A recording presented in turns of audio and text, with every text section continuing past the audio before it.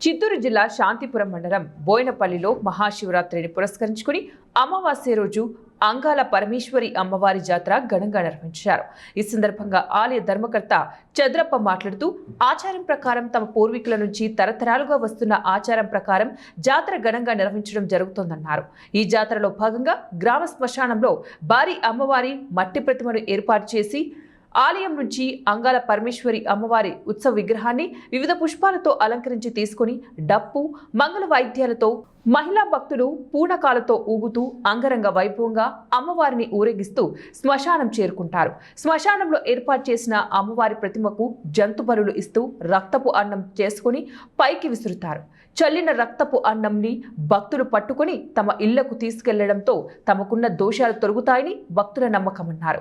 అమ్మవారు మట్టితో ఏర్పాటు చేసిన ప్రతిమ ఎదురుగా చేతులు చాచి భక్తులు కూర్చోవడంతో పూజారులు కొరడాతో భక్తుల చేతులు చెల్లుమనిపిస్తారు.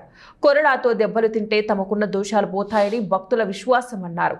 జాతరను తిలకించడానికి భక్తులు కర్ణాటక, తమిళనాడు, ఆంధ్ర నుంచి పెద్ద ఎత్తున వచ్చి అమ్మవారి జాతరకు వచ్చి తమ మొక్కులను చెల్లించుకుంటారు.